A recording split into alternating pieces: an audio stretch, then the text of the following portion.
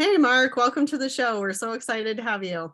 Oh, thank you. It's always fantastic to speak to people across the pond, as they say, but also with that passion of education and that child-centered idea of learning. And it's going to be a great conversation. Yeah, we're super excited. So we were excited when Mark agreed to be on the podcast because we think he has an awesome story to share. And so, Mark, do you want to just kind of give us a little bit of your background and who you are, what you do, that type of stuff? Yeah, so I live just outside of London here in the UK, and I guess you can describe my career and my life as portfolio in so many different ways. I'm a professional musician, went to music college in London, and that's kind of where I kind of did the most of my professional playing. And then I sort of got into education through doing some sort of drum and percussion workshops and sort of whole school stuff, and then individual one-on-one lessons. And that I really liked, and kind of got my taste for the learning wasn't really necessarily about which hand you hold a stick in and that kind of thing. It was much more about the relationship with the child and what the child needed at any given time and that particular day and their particular sort of family setup. And by family, I sort of mean, within the school, within their parents and the sort of their extended community, as it were, which I find fascinating.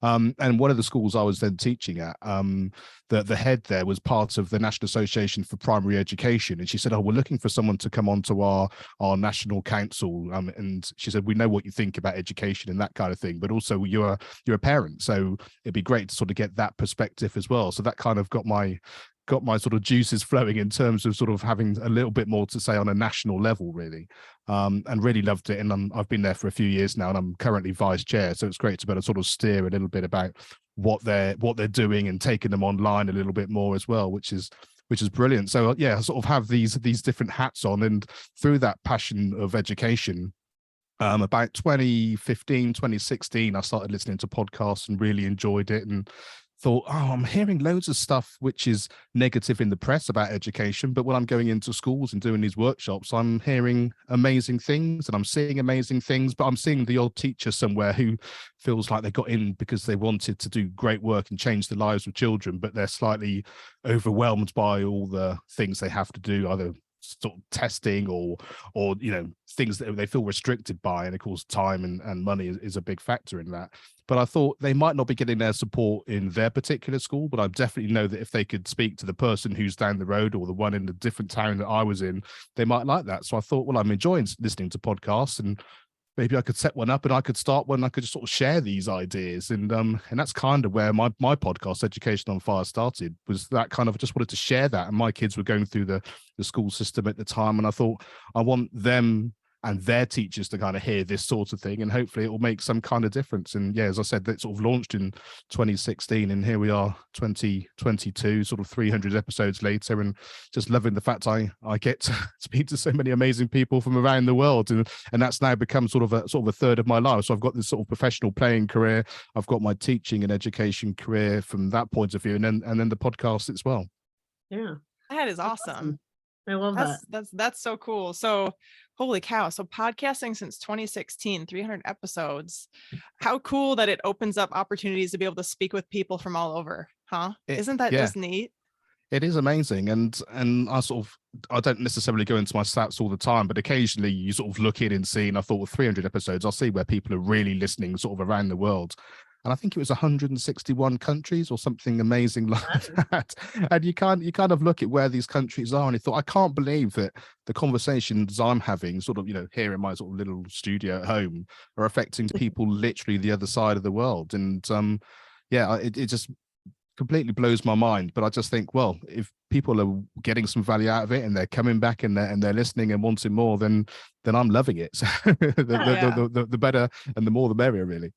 No, that's amazing. And what I was thinking was, the conversation around education, like that's kind of a universal one. So all these countries are having the discussions of how can we make education better? How can we help and serve these students and make sure that they're getting the most out of it? And I think, it's awesome that you had the podcast before COVID hit, right? Because that kind of changed the whole face of education.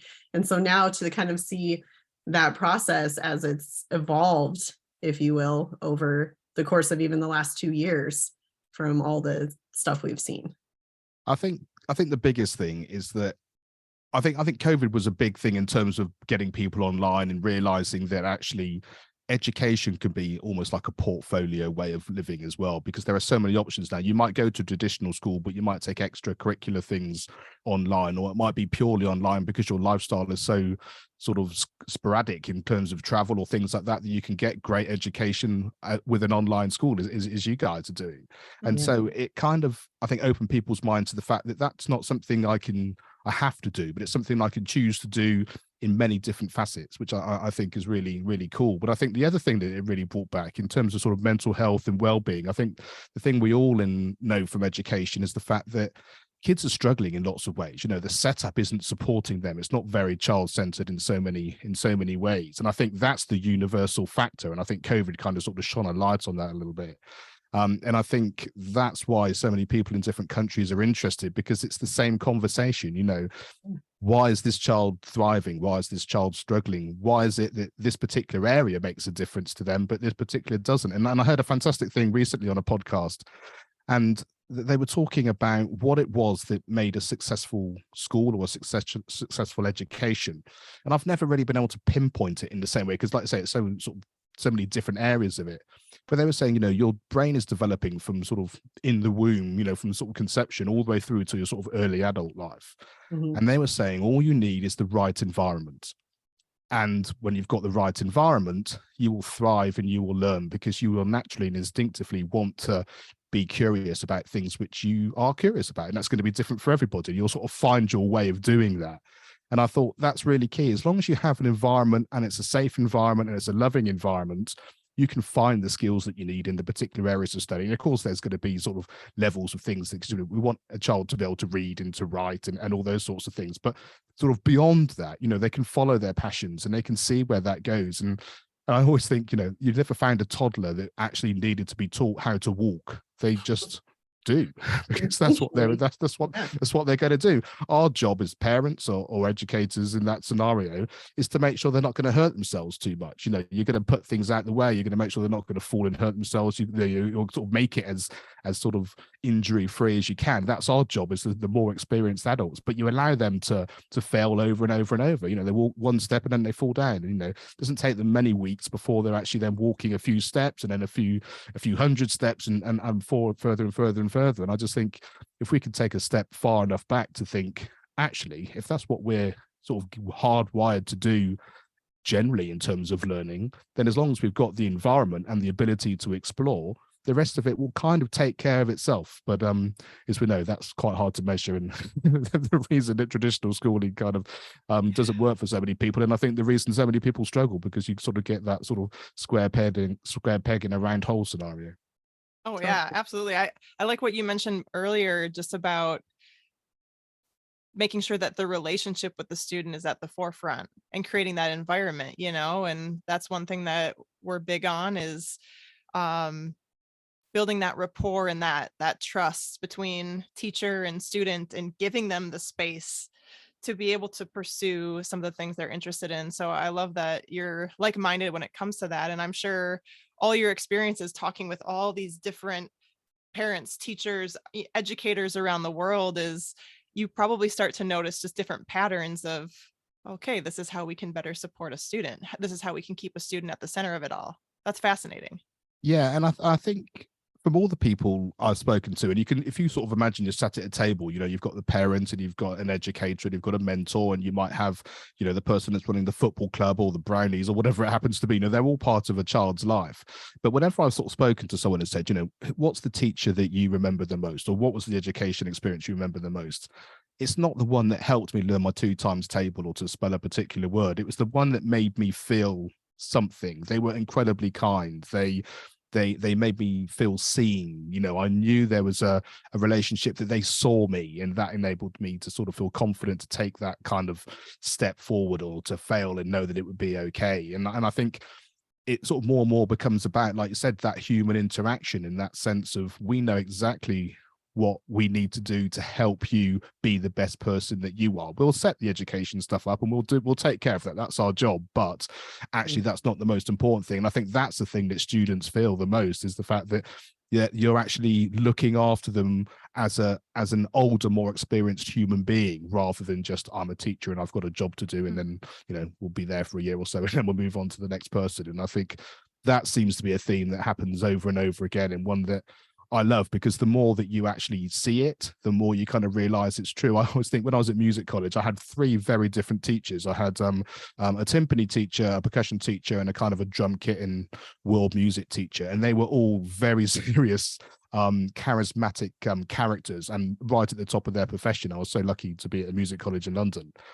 And they all taught in a different way, and they all said slightly different things, but there was a common theme that seemed to be the truth that you could pick out from each of them. And that was what kind of made me the musician I was. And it really was that sense of, being at one with the music, understanding where you fit in, what you're listening to, how you're working with people. So it wasn't about, I'm holding the stick like this, or I'm going to hit this particular drum like that, because those things, are different from person to person, depending on who you are and your physiology and all that kind of stuff. But there was a common thread which you could kind of pick away at and go, oh yeah, this is the truth, and this is what I can kind of take away and make it into my way of playing. And I think that's the same for educators. It's that kind of, I can hear all these sorts of things from slightly different people, but I know there's a truth there, and I can step into that with a safety and know that I'm going to be able to sort of thrive.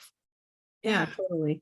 Well, and that kind of speaks to the fact of, we all learn differently as well. Just like our physiology is different, we're going to be thinking differently and learning differently. And so having that kind of more individualized approach is key, because then it helps students, like you said, find that joy, find that passion. And as you were asking about favorite teachers, I was reflecting back on some of mine, and I was like, oh yeah, that's really what it was, is they got me excited about learning because it was something new and exciting, and they took the interest to be like, oh hey, this is something you're interested in, well, next week we're going to talk about this in class, and how it's so true that as part of an educational role, and something that we're big on, is just kind of reigniting that desire to learn. I think a lot of people have this idea that education has to be formal, and you think of, elementary school all the way up to high school or even to college. But it's like, there's so much learning that's happening in your day-to-day interactions as well, with experiential type learning and hands-on learning, and just developing that desire for lifelong learning. And it sounds like you also have a passion for lifelong learning. And so how have you kind of fostered that same attitude in your life of just continual learning and growing? I think a lot of it is getting out of your own way, which I think is true when you're a student as well, isn't it? Or a pupil. I don't want to do this because I might get it wrong, or I don't feel very comfortable. But when you sort of step into that, you think it's sort of really beneficial. And I guess podcasting was like that.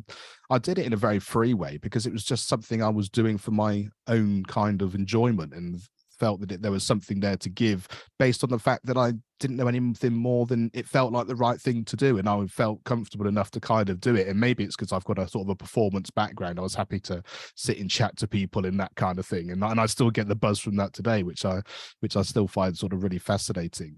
So I think it's that kind of sort of pulling in the skills that you have, that you're developing all the time, and also just, I don't know if this is the right thing, but it feels right. And actually, that's all you can really do. And I think a lot of that comes down to time. And it's something you touched on before there, Anjali, in terms of, you kind of need time to be able to have a conversation with someone. So if you want to, make a connection with me, it's the fact that you've spent those couple of minutes and you realize that at the weekend I went to the ball game, or actually, my parents run this particular kind of business, and actually I'm really into that. So therefore, the next time we have a conversation, it's about, how did the ball game go? Or how was that particular event that you were having, or whatever. And it builds up that rapport.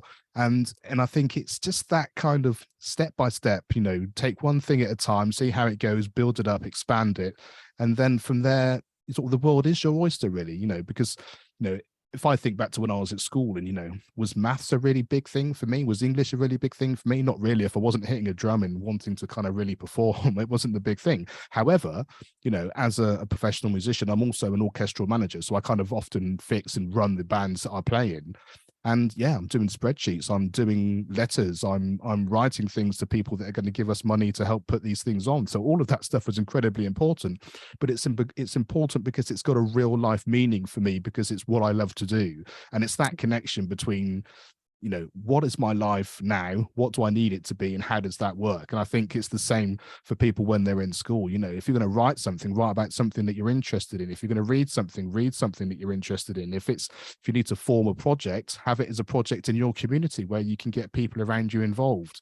And then it becomes worthwhile because it kind of is something which is relevant to your life. And I think that kind of expanse, and that's the great thing now, like I said, about sort of being online, is the fact that that might be a conversation with someone in America.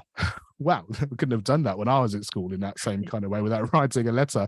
But so, you know, your community isn't just the person down the street. It is literally someone that you can connect to. And I think that sense of community is so important. You know, it is my teacher, it is my parent. Like I said, those sort of who's round the table. It's the fact that I want to speak to someone on a podcast. And so therefore, it doesn't matter where they are now, as long as I can reach out, or, you know, our paths cross in whichever way it happens to be. And that's just then really exciting, I think. Yeah, I like what you said about just giving context. You know, it's kind of what I took from what you said is giving context to the things that you're learning in school. Like we'll have, you know, quite a few students that will probably be listening as well, maybe some parents too, but some of our students might be feeling, why am I learning this? You know, there's no real world application. And so some of our mentors that we have on staff do a great job of making those real world connections and actually applying it to something that matters to the student. And that's when it starts to click, is like, oh, there's actually an application to this, or there's a reason for it. And understanding that big picture in the context, I think, can be game changing for some students. Absolutely. And I think also, you know, I was never studying podcasts when I was at school or when I was at college, or even, you know, 10 years out of college. But it came across my world, as it were. And I thought, oh, I'll give that something a go. And so what did I do? I took a course, I found a community, I joined a community, I asked lots of questions, I tried it out, I was terrible. I got better, I did it, took a risk, and then sort of here we are sort of a long time later, and I absolutely love it. But it came very organically. And so I think doing lots of those things, even if it's only a small thing for yourself, it means that you can always learn something new. You can always you know, progress in your life, whether it's professional or whether it's personal. It's a book away, it's an article away, it's a conversation away. And I think when you're happy with yourself ebbing and flowing like that, life becomes a lot easier, rather than it needs to look like this, or I've seen someone else do it like that, therefore if I'm not emulating that, it's not going to be right. But of course, like I said, almost like the physiology of someone, everyone's different, and you know, you should be your best version of yourself. And so how you surround people and find your tribe like that is going to be key to being successful, but most importantly, you know, being joyful and happy in the life that you're going to live. Totally. I love that. And something you said, you know, speaking of finding yourself and being the best version of yourself, I recently heard from one of the communities that I'm in, they said, you need to stop shoulding on yourself, because so often we say, well, this is what society dictates, right? Like by this age, I should be this. And by this age, I should be this. Says who? Right? We're all different. We all can kind of create our own paths, and we're all going to have different personalities, talents, struggles, challenges, you know, growth opportunities. And like you said, it's just kind of seizing the most of those and taking those risks. I love that you mentioned risk, because I think we also try to keep ourselves safe by, oh, this is comfortable. I'm just going to stay here because I don't want to challenge. I don't want to struggle. But that's where the growth happens. And so if we can take that leap of faith outside of our comfort zone, that's where we get to have conversations with people from around the world, or, you know, starting your business or whatever your dream may be, is stepping outside of that comfort zone and taking that next step. And it's scary and it's exciting, and you might fail, right? Like you said, or, hey, I'm not great at this, but I can learn and I can do it. And so I think that's such a great mindset for really anybody to develop, because I think we hear from society, well, don't do that, or you should be doing this. But again, it's your choice, right? You can decide what you want to do. Yeah, and I think also it depends on what you perceive failure is as well. You know, Yes. failure maybe is not trying. You know, failing at something is the fact that, you know, I've literally taken, you know, 1,000 shots at goal and I've scored 2 of them, but I've learned something in that time, and tomorrow I'll do another lot, and each time you get better. And you know, it always amazes me that, you know, within education, some children are kind of, I'm really scared to ask a question, I'm really scared to fail, you know, I don't want to be seen like that. You put them in front of a computer game and they spend their entire time failing because they're literally losing every single minute, and then they're learning something new and they're progressing section by section all the way through, and they love it.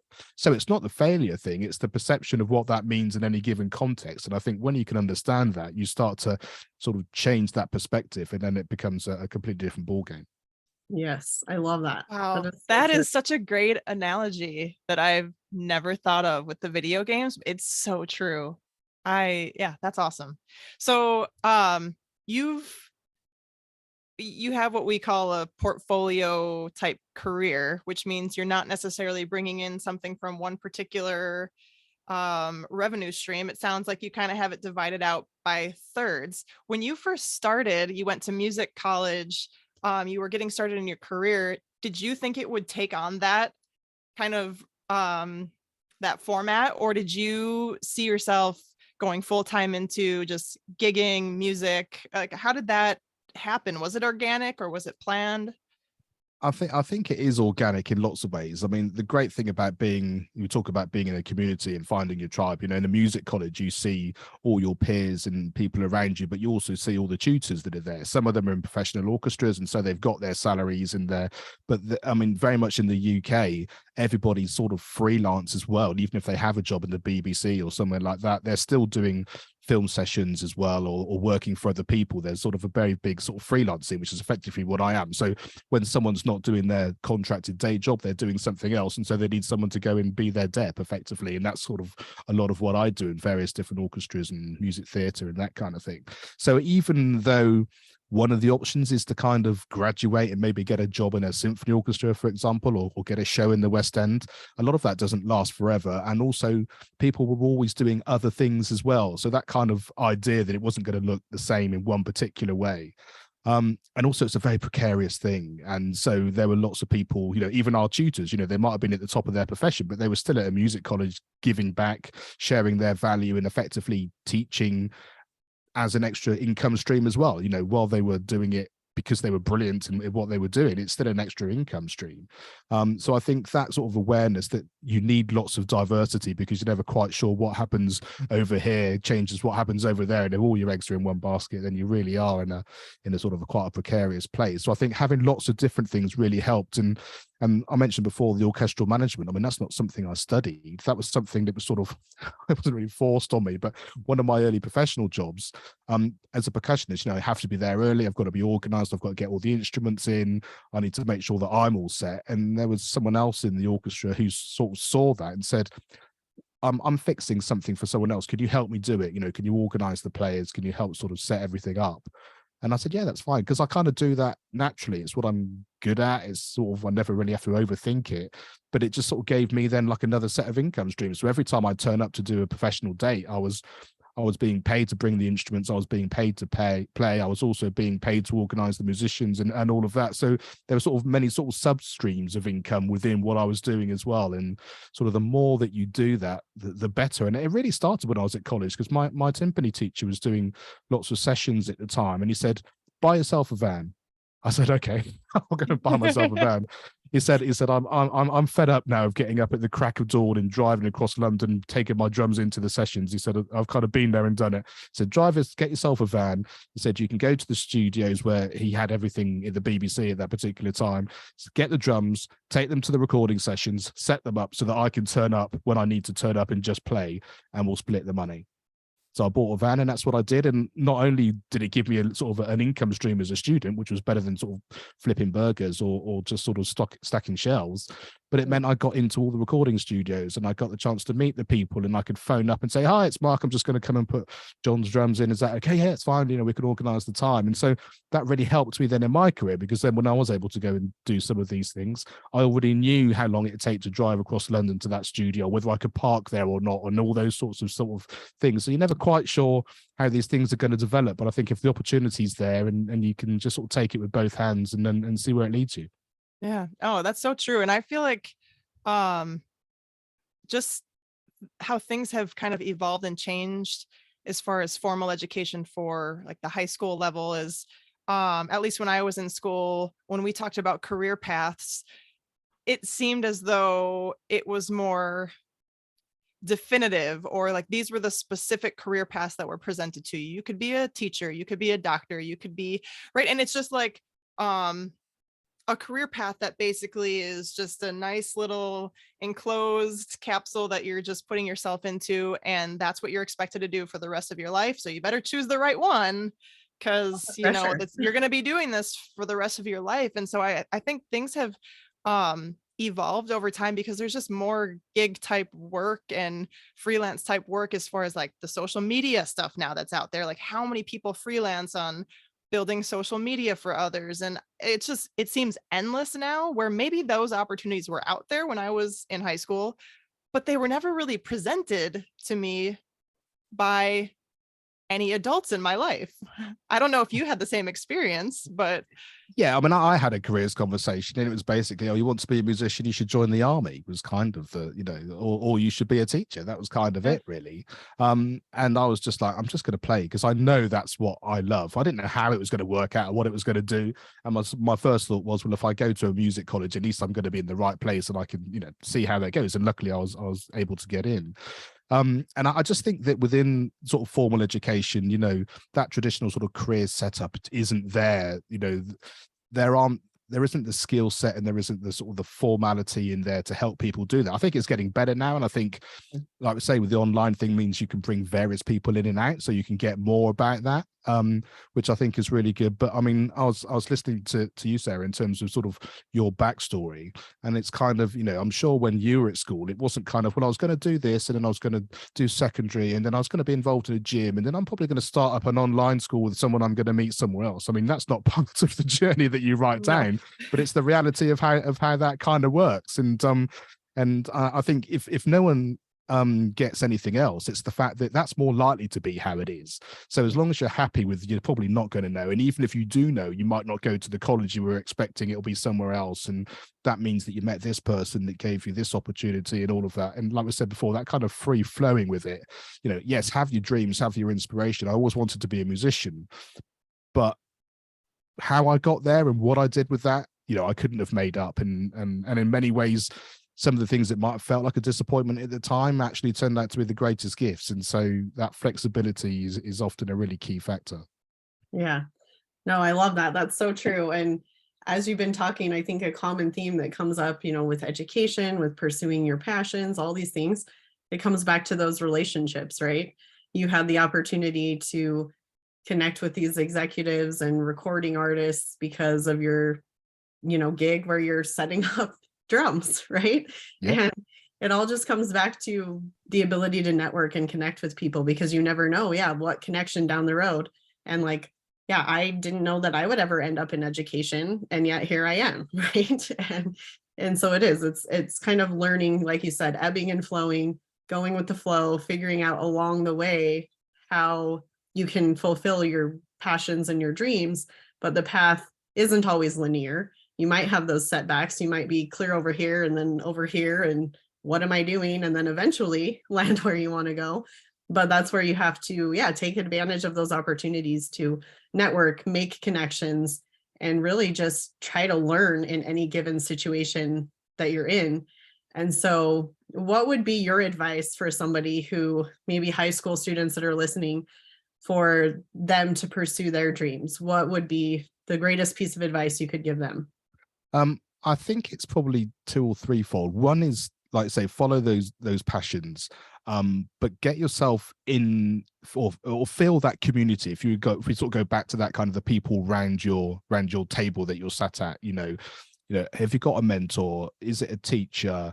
How are your family fitting into that? You know, who's your extended part of your community that, you know, whether it's locally or whether it's online, they're all part of your learning experience, and they will ebb and flow, like you said, over time, and that's okay as well. But I think one of the things that I really like from what you just said is the fact that there's also this gray area about being authentic. And by gray area, I mean, you know, you can turn around and say, well, if I've got all these people and I say the right things and I do the right things, I might not know which way the path's going to go, but I'm going to get there. And I think it has to be much more authentic than that. It has to be, well, today I'm here and I'm chatting. I'm really interested in what it is that you're doing. And I love the fact, we're having a conversation and you've set up this school and we're talking about being online. I've no idea what happens beyond that, other than I've had a fantastic opportunity to speak to you both. And we're talking about things that we're really passionate about.